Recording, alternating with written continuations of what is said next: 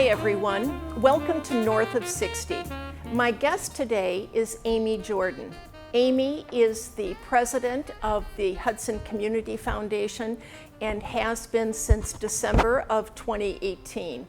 Prior to that, she was with them for 8 years as the Director of Donor Services, working with current and prospective donors. Amy lives here in Hudson for 20 years. That's a long time, Amy. Yes. I'm so glad you're here. I'm glad to be with you as well. Thank you for the invitation to join you today. Well, thank you. I'd like to start with the Hudson Community Foundation. What it is, why it ever started, when it started, and sort of its history. Yes, well, the foundation was founded by two local residents in 2000. So actually, yes, next month we're celebrating our 20th year. Oh my gosh. We're very excited.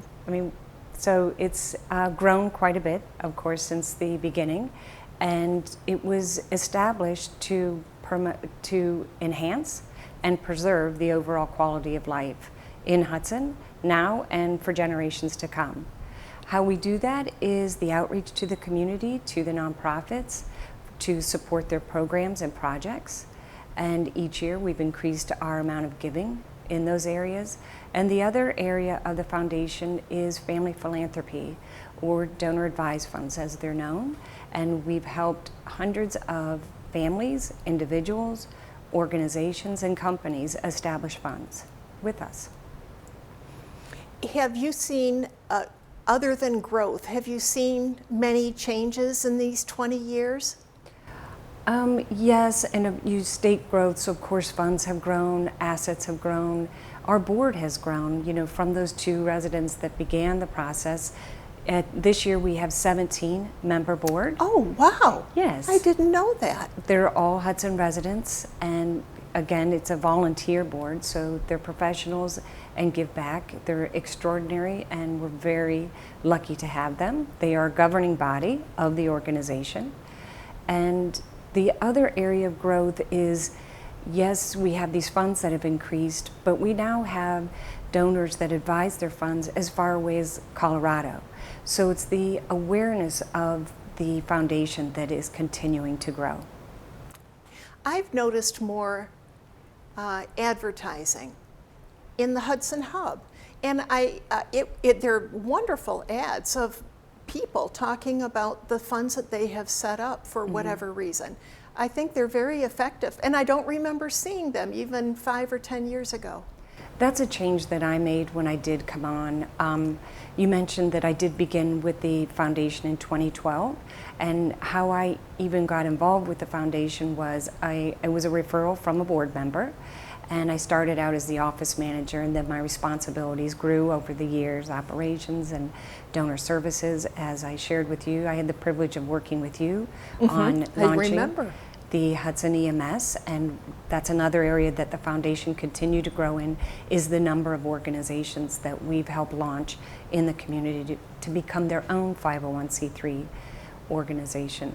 But becoming the president at the end of 2018, that's something I changed last year, is just increase the awareness and increase the marketing and communication to the community so that they know the resource that's here for their charitable giving. Excellent, because it not for everyone, but for a number of people, it's sort of been a mystery a little bit. What exactly do they do, and how do I get involved, and so on. Let's go to some definitions. What is a donor advised fund? It's a great question, because that's the largest portion of the funds that we hold. And it's sometimes referred to as a DAF, so people may hear I have a DAF. What it is, simply put, is a charitable investment account that the donor opens with a gift. They receive their maximum tax benefit, and then it's their choice when they want to give to the charities that matter most to them. And that's throughout the United States. We do not restrict them to give only to Hudson.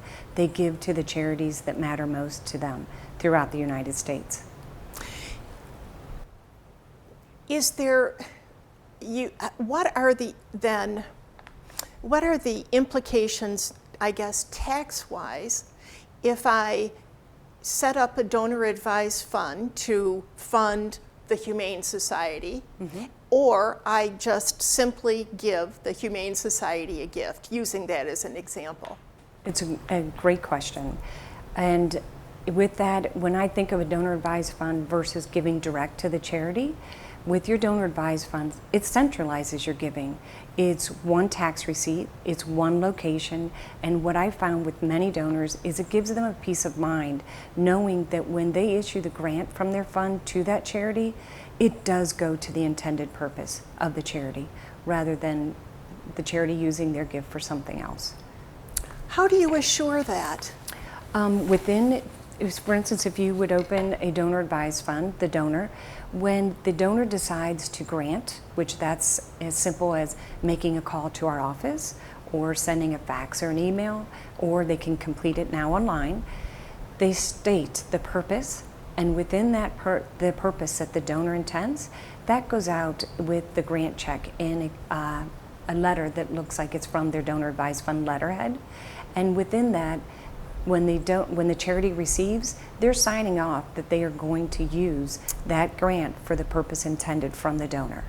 So if it is to the Humane Society, that's for an example, let's say that you truly want to fund emergency surgeries only. They need to utilize that grant for that purpose rather than going to a fundraising effort and you're paying for the food at a fundraiser. Because they could use that when you just give a general gift. They can use it for any purpose. But your gift goes for that specific purpose. Oh, that's very good to know.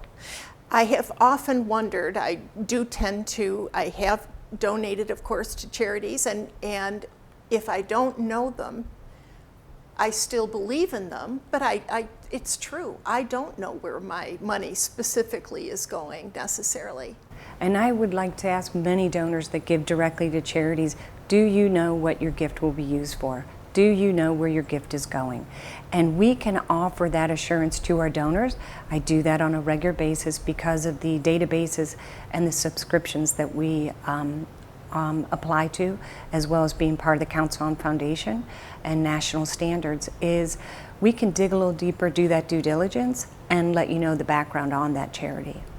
Oh, that's so helpful, Amy.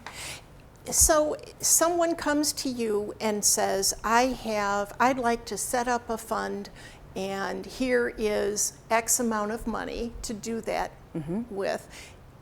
You mentioned the tax thing, so tell me again, is that then tax deductible? Yes. So what we offer is when the donor decides, you decide to open your donor advised fund, which is a very simple application to complete, that it truly is, 5 minutes. I think the biggest difficult part is the donor deciding, number one, the name, and many call that, like the Jordan Family Foundation Fund, but then they do treat it as, like their own foundation. And then the other is choosing who the successor heirs or advisors would be on your fund, because it's a gift at the time of your passing. Sure. But to go back to your question, it's an easy setup process. You decide on what type of gift to give. In the example, you may give a gift of public securities stock. So what you do then with IRS is you avoid paying your capital gains. You receive the highest maximum tax benefit at that time of your gift. After receiving that benefit, you then decide when you'd like to gift. We don't restrict, like in private foundations, that you have to give on an annual basis. You have a plan, a charitable plan, and you know when you would like to give. I work with donors right now that they are adding to their fund slowly each year to get to a certain amount that they plan to use during their retirement. So just like you have a mental plan to plan for vacation and you put money aside, you have a mental plan to plan for your children's college tuition, plan for your charitable giving. If you know you're going to continue to give, why not start a fund today? You can contribute with your IRA contributions that you're not utilizing for living expenses. The example of the public securities, as I said, you avoid capital gains. If you give from your estate, you avoid estate taxes, receiving the maximum. I'm not a CPA, so I still say talk to your professional, advisor. Of course, but these are simple tools that are part of the donor advised fund. Let's say now I've set up my fund and my plan, I hope you don't mind these hypotheticals, but it's easier for me to think about these things when I have specific examples.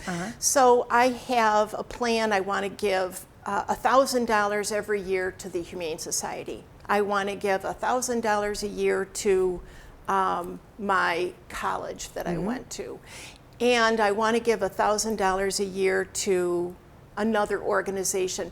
Do you tell me I can't in any way, or is it truly donor driven, I guess is the question. Donor driven, that's your choice. And if that's how you want to do, we'll call them annual distributions from your fund, that's fine. As long as they're a 501c3, we know in good standing. But all three examples that you gave would be, your hypothetical is a very good one. But yes, and what makes it easy, you're no longer writing those checks from your checkbook. You aren't remembering, oh gosh, did I give to the Humane Society? Some end up giving more than once, and they won't let you know that you've given more than once. So I believe they'll that. accept your gift. We will ask you then for a purpose, if there's a purpose. If there's not, that's okay, if you just want to help them with general operating, but we handle that for you. And even if there's a time of year that you would like to designate when you want your gifts to go, we would do that for you. If we feel that there might be a change, then we would contact you just to remind you, next month, should we continue with your annual distribution? We like to touch base just in case something would change, but we handle that process, that you don't have to do that. Also, what saves you is that Humane Society is not contacting you at home. They're not mailing you all the solicitations. Isn't that the truth? Yes, you won't receive it. And when you give to one organization, you end up getting so much mail. You're on a have been mailing list shocked then, by that. because you are then put out, because it's a public donation, you then, your name and address is put out and there's many organizations that purchase these lists. On that subject, we do not share ever our list of donor advised funds. Other foundations do, other community foundations, public funds publish their donor advised funds. We do not. That information is held at the foundation. There are, before your visit here today, I did as much Google research as I could. And gosh, Amy, I was amazed at the number of donor advised funds out there that are advertising on the internet, that or are privately part of a financial institution like Schwab or UBS or Vanguard. Yes. And I think it's hard. It must be hard for people to know what direction to go in. Maybe not as much in Hudson, because once in Hudson, we're usually very loyal to Hudson and wanting to stay in this community. But how does one choose? Okay, maybe I should go with Vanguard, maybe HCF, maybe this other one. It's another great question.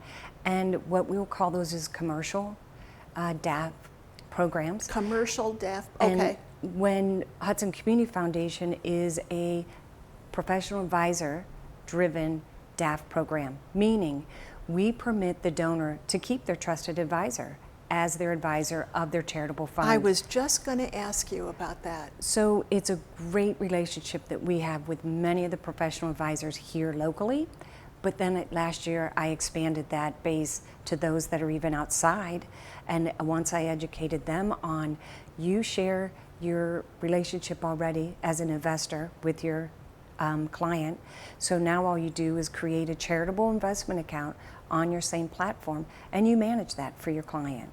So that's opened on their platform, it's managed by that professional advisor, but it's donor driven in the sense you advise their financial advisor, one, when you want to add to your fund, because it continues to grow tax-free, even though he's investing it, right? You're not paying any additional capital gains. Right. It's growing tax-free. You continue to have more to give away. But to go back to the commercial side of it, They look at their DAP programs as commodities. They have call centers, donor portals, pool your funds. At Hudson Community Foundation, your donor advised fund is an individually managed fund. We don't pool, and we work with the advisor, as I said. So HCF puts that donor at a higher level, providing that customer service to a telephone call to us.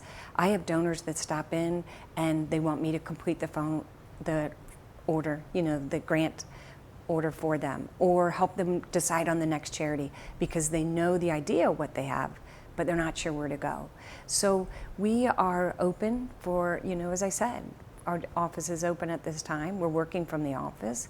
It's a phone call. You're one of the few businesses, I swear to God, that yes. offices. I've been there since it started in March, but that's because I'm there most of the time by myself. Okay. And if not, we're doing a staggered shift. Yeah. And then we have separate office, Good. but there's not more than ever two of us at the office at the same time. Good. I kind of deviated from that, but from the commercial. But it is confusing. And when you say that you did a Google search, the reason why your Fidelity, Schwab, Vanguard, all of them pop to the top of your web page is because they're paying paid search.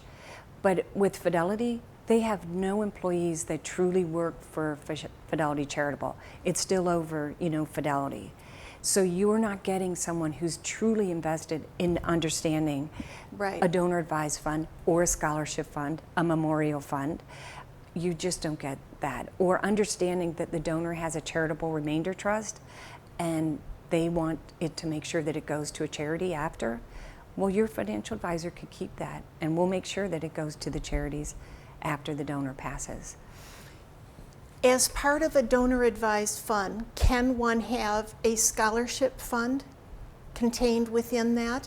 One of the things that I had talked about with my husband and daughter was offering a scholarship recurring every year at her college where she went to school at Worcester. And can that sort of thing be part of a larger donor advised fund, or is it a whole separate entity? There's interesting. Working directly with the donor, I have exactly what you have, but in two ways. One is directed to the college, and yes, it's through the donor advised fund. I issue their grant on an annual basis, and the scholarship kind of changes each year, depending if they're paying full tuition, if they're paying full tuition, room, board, and books. So we kind of adjust it each year, depending on the donor. Then I have others that have come, and we set up a specific fund that is a scholarship fund.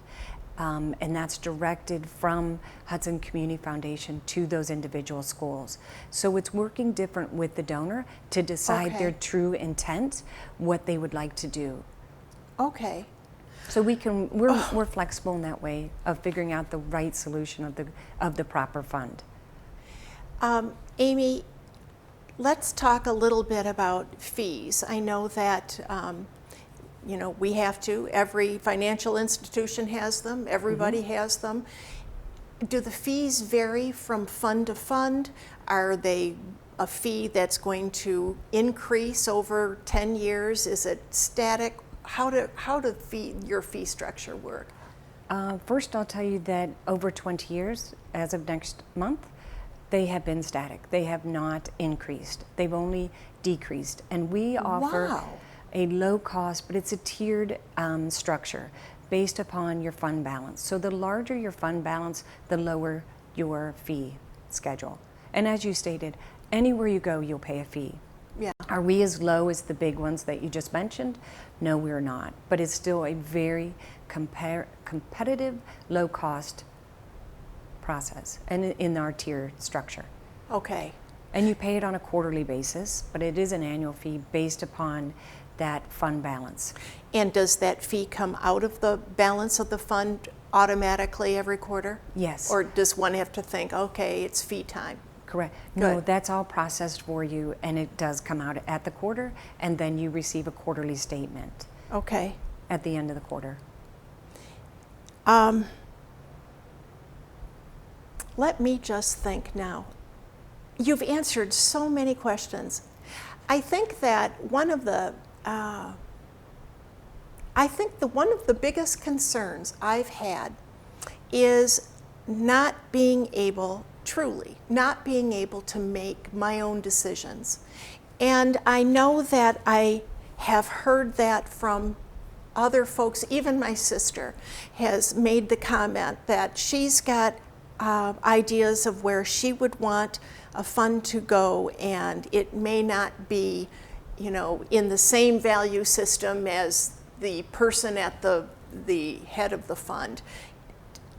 As long as it's a charitable 501c3 that's a true good organization, you really don't have any input other than to let me tell you what I want to do, and you tell me whether it's a charity that really truly exists or doesn't. Correct.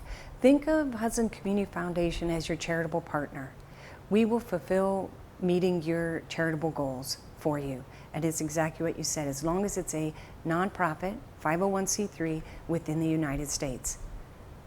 Okay. We'll help you meet that goal. And you do that, you said you do that research. Yes. So if you, for instance, right now, before I left to come to this meeting, I've received a call from one of our donors that has a fund with us. She has a specific purpose that she wants to give to, and she's not sure how to do that.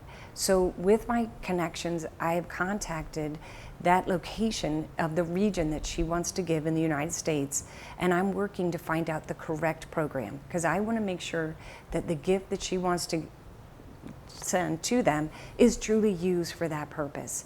And that's what I'm working on right now, to find out that exact program and who I should be granting to.